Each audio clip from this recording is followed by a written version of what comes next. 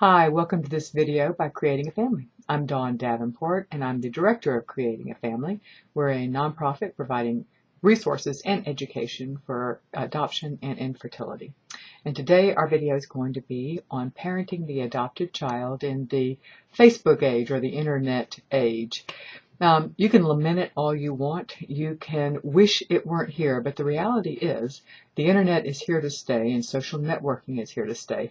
So as parents and as adoptive parents, we need to know what's out there and what potential good it could bring and what potential harm it could bring to our children.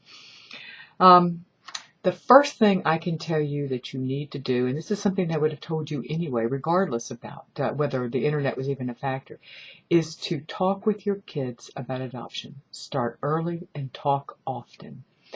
Adoption should be a topic that your child feels comfortable talking to you about and that you feel comfortable talking to your child about. And I think this is especially important as your child ages.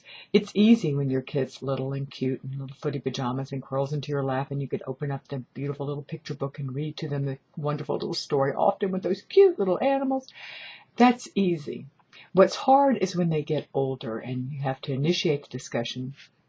We have resources at the creatingafamily.org site for helping you talk to your kids about adoption and about birth parents at all ages. And we do recommend those books, but even without books, even with books, it is still hard, and you feel like it's harder as your children age. In fact, if you start early and talk often, as they age, it will not be as awkward. As your child grows older, pay particular attention to whether your child is wanting and needing more information. Your child, if they feel like it's the subject of adoption, and if the words birth parents or birth mom or birth father is going to make you uncomfortable, they won't talk to you about it. It's not that they won't be thinking and wondering, but that you just won't be in the loop. And you want to be in the loop. That's important. You want to be in the loop. So what I'm going to suggest is pay attention, but don't stop there. Ask questions like, are you happy about the amount of contact you have with Bethany, the birth mom? Do you wish you had more contact with your birth siblings? Would you like to meet your birth grandmother? Things like that. You need to be asking the question. And if you're an international adoption and you don't have a lot of information, it's just as important. Your child is wondering, but there may not be information. So to talk to them, do you wish you had more information? What are some things that you've wondered? What are some things that you would like to know? You want to become a source of information for your child and their child's curiosity. Not all children are curious about where they come from, but some are, and it's important for you to be a source of information and that you're the go-to person. It's a lot harder for your child to go underground when they know that they've got a great resource right there that they could ask questions to. And it's important that they don't think you're going to freak out if they ask these questions. It's particularly hard when you have very little information, which is sometimes the case with international adoption and sometimes the case in domestic adoption, although less so now. You can still supply some information even if you don't have a lot. And what I suggest is brainstorming with your child and also with the adoption agency. Hopefully you have chosen one that does provide post-adoption education and post-adoption services. So call them up.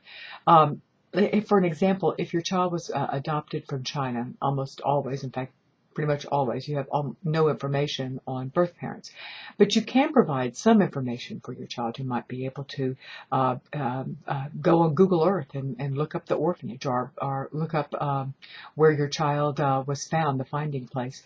You can find out information about that section. You can also read about the social mores and what decisions may have been led, governmental decisions may have led to their abandonment and things like that. We do have resources specific to China, by the way, under suggested books on our website under adoption.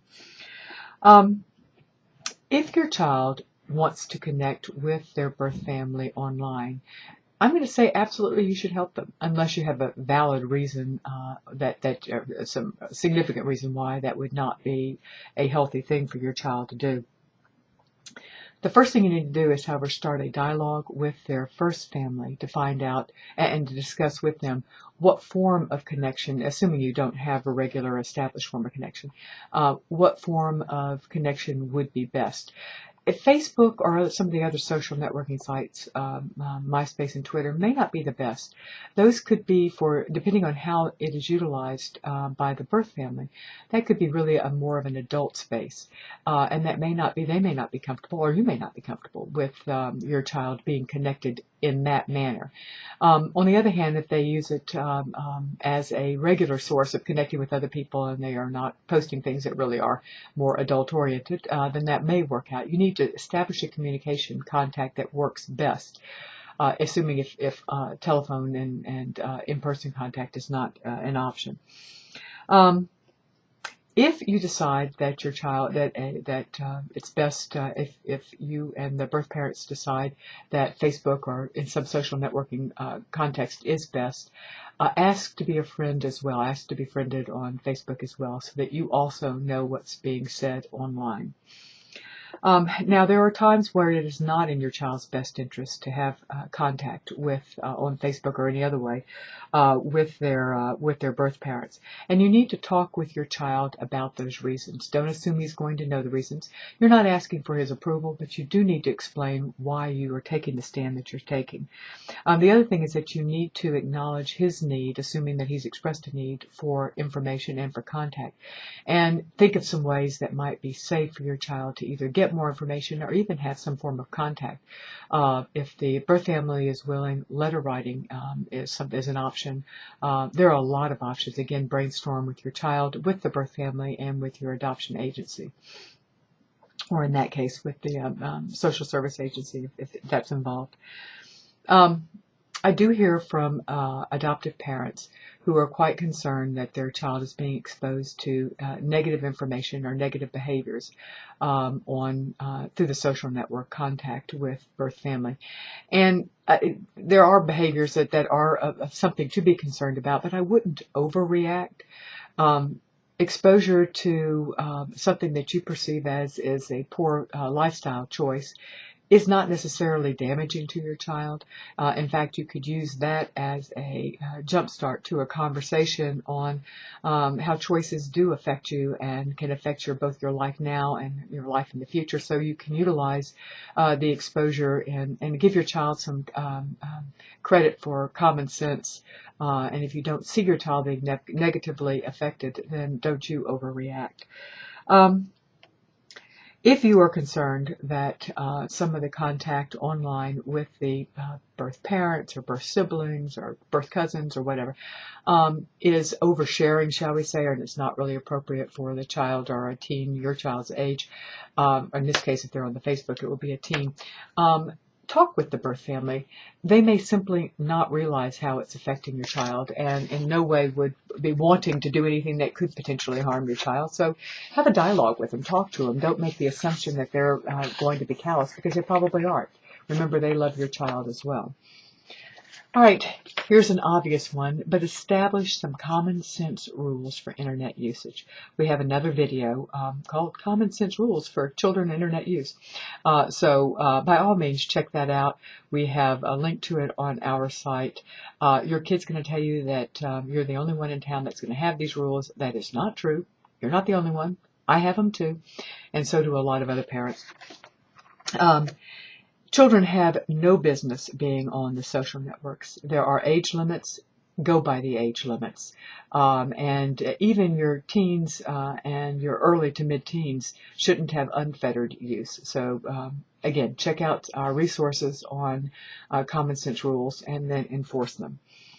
And last but not least, accept that you really don't have full control. Especially as your children enter the mid to latter teen years, you really don't.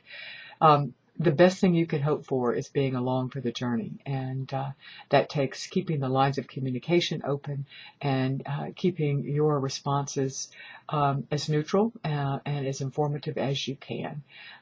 Thanks for joining us today. We have resources on our site, creatingafamily.org. Hope this has helped. Bye-bye.